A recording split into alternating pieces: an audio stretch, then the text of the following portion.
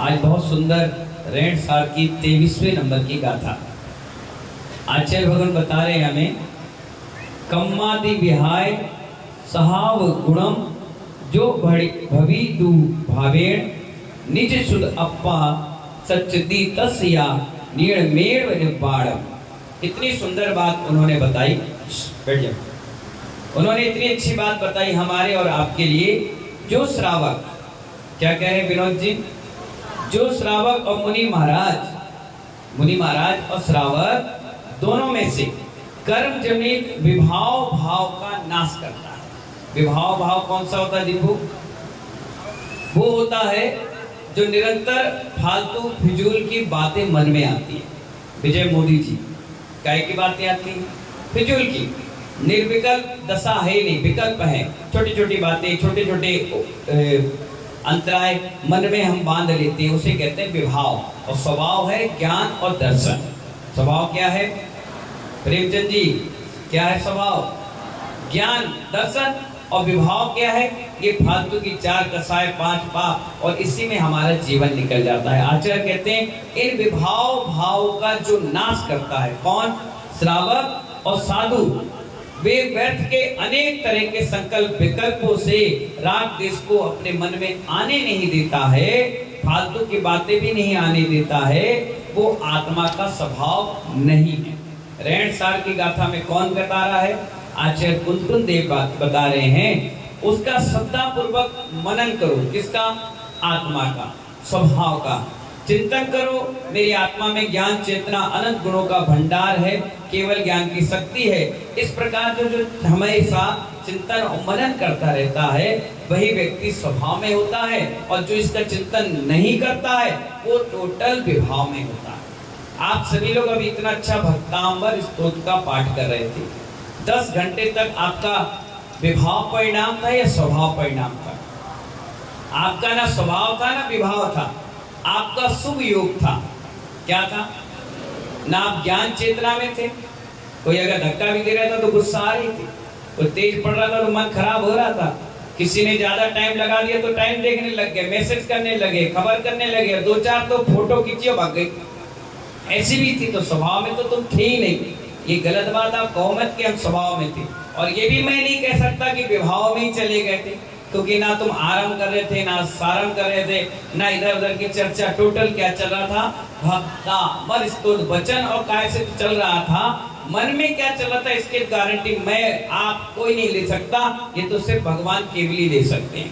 तो इसीलिए ना हम विभाव में थे ना स्वभाव में थे। हम क्या में थे? शुभ योग में थे।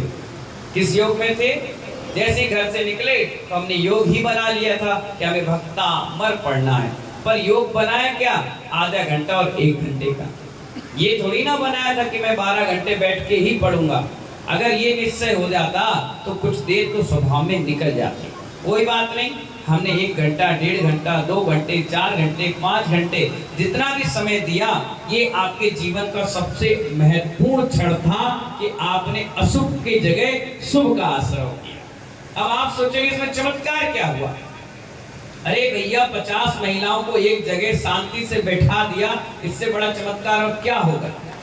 ये महिलाएं कभी शांति से नहीं बैठती, कभी जिंदगी में नहीं बैठती है। जेंट्स दिमाग में फुतरू लेकर बैठे रहते हैं। लेकिन महानुभाव यहाँ पर आपने सिर्फ भगवान को देखा, पुस्तक देखी और पढ़ते चले गए, पढ़ते चले गए। मैं चाहता हूँ 1 घंटे में अगर 10 मिनट भी आपका मन उपयोग लग गया होगा तो 10 मिनट 10 दिन के कर्मों के आश्रय को रोक देगा, आपके विभाव परिणामों को रोकेगा, अशुभ परिणामों को रोकेगा।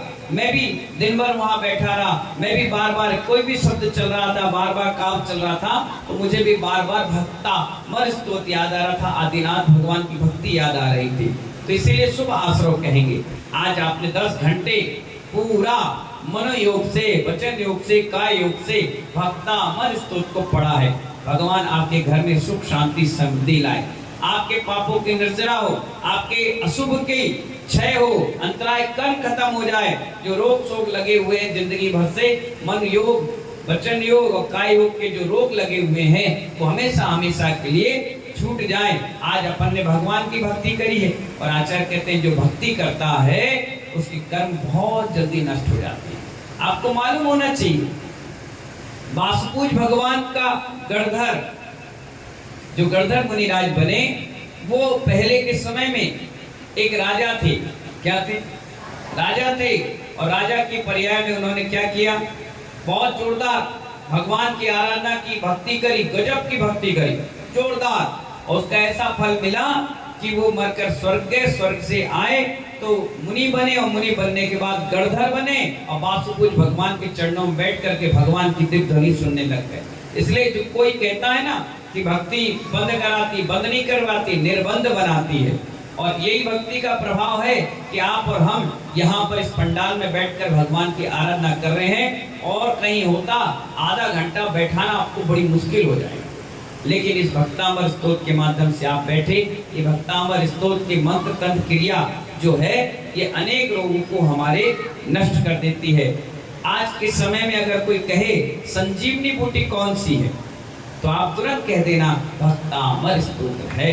अगर निर्विकल्प अवस्था में बैठ करके किसी भी विभाव परिणाम को नहीं आने दें और रोज सुबह सुबह इसका पाठ कर लें और दिन भर निकल जाए, तो ऐसा लगता है इंटरनल पावर यानी आत्मविश्वास भी हमारे साथ है और हमारे सब काम को बना रहा है। जितने भी दिगंबर संत हैं, जिनके हाथ में पिछी कमंडल है, वो सुबह सुबह तो इस भक्तामर पाठ के बगैर तो मौन ही नहीं खोलते।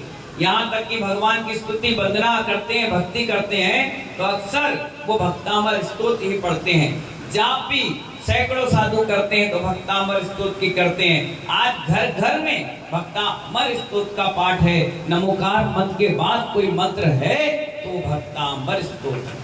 जबरदस्त लोग, बड़ी आस्था, क्योंकि प्रथम तीर्थंकर शिव देव की स्तुति है। और आज नहीं, ये जब से लिखा गया तब से चमत्कारी स्तोत्र है। और उनकी श्रद्धा भक्ति थी, इसलिए वो चमत्कार पैदा कर गया।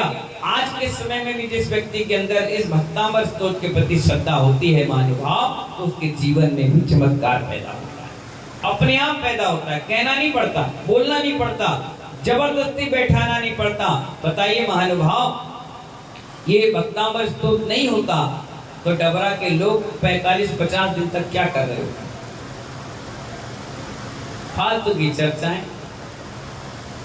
एक दूसरे की कटाक्षती, एक दूसरे को कमेंट्स बाजी। एक आज बताइए व्हाट्सएप पे पूरे दिन भर क्या चला?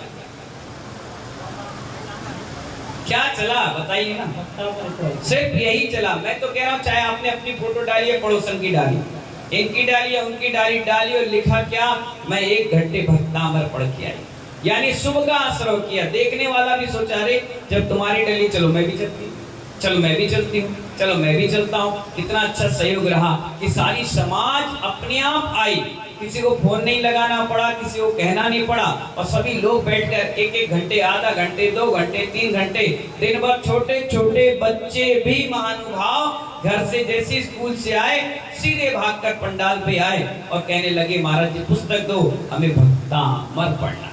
भले ही आता हो नहीं आता हो, लेकिन प्रयास तो कर रहे थे महानुभाव। यही वर्षा योग की अमृत बूंदों का ही चमत्कार है। ये भक्तामर आज अपन सभी लोगों ने 10 घंटे का पाठ कर लिया। कितने घंटे का पाठ किया? अब कल सुबह हमारा एग्जाम का रिजल्ट आने वाला है, यानी फाइनल है। कल सुबह 7 बजे राइट टाइम। अब भगवान को पालकी से लाना नहीं, अब तुम्हें बैंड बाजा बजाना नहीं, ना कोई तामझाम करना। राइट 7 बजे पंडित जी यहाँ से मंगलाचरण बोलेंगे और मंगलाचरण बोलते ही यहाँ पर कार्यशैली अपनी प्रारंभ हो जाएगी। जो सौधर्म इंद्र परिवार बने हैं, जो कुबेर इंद्र परिवार बने हैं, वो टाइम का ध्यान रखें। आप आएंगे तो भी क्रिया प्रारंभ हो जाएगी और नहीं आएंगे तब भी प्रारंभ हो जाएगी। इंतजार किसी भी व्यक्ति का नहीं किया जाएगा। मैं भी अपने समय पर आ जाऊंगा, क्योंकि अपन को पूरा पाठ 11 बजे तक समाप्त करना है। कितने बजे तक? कल ग्वालियर से भी 2 बसें आ रही हैं, तुम्हारे रिश्तेदार आने वाले हैं, पूरे आधा घंटा वो भी बैठकर यहाँ जाएंगे, कार्यक्रम का आनंद लेंगे। कल संडे है, संत डे भी है, दोपहर के बच्चों की क्लासें भी लगना है। अगला कार्यक्रम तुरंत बना हुआ है, इसलिए कल पूरा दिन आपका बिजी है। कल यहाँ रह करके भक्तामर मंडल विधान भी करेंगे, बहुत जोरदार विधान होगा। पंडित जी भी हैं, संगीतकार भी हैं, हम भी हैं, आप भी हैं, मिल करके विधान करें। कई दिनों बाद आपके डबरा में सामूहिक रूप से भक्तामर महामंडल विधान संडे के दिन हो रहा है। बच्चे महिलाएं जेंट्स सब मिलकर के पाठ करेंगे। पर एक चीज ध्यान रखना, जितनी भी लड़कियां हैं इस सूट में नहीं आएंगी। अगर सूट में आए तो पीछे बैठेंगे। मांडले पर सिर पर शुद्धि में ही चढ़ाया जाएगा। पेंट शर्ट वाला नहीं, सूतक पातक वाला नहीं, सफेद दाग वाला नहीं, जो विजाति या ऐसे वैसे आ जाते हैं वो भी नहीं। सिस्टम का साथ ध्यान रखना मेरा, वही लोग मांडले पर सिर पर चढ़ाएंगे, वही व्यवस्थित पूजा पाठ करेंगे, है ना। इस सब चीजों का विशेष ध्यान रखना। मैं किसी को जानता नहीं, लेकिन लोग सबको जानते हैं, ठीक है ना। बिल्कुल सिस्टम से आप काम करिए। मेरा सभी के लिए बहुत बहुत आशीर्वाद है। 10 घंटे तक जिन जिन मंडलों ने, जिन जिन महानुभावों ने, जिन जिन समिति कमेटी और लोगों ने पाठ किया है, भगवान उसके घर में सुख शांति संबंधी का वास करे। ऐसी मन की भावनाओं के साथ जय बोले आदिनाथ भगवान की।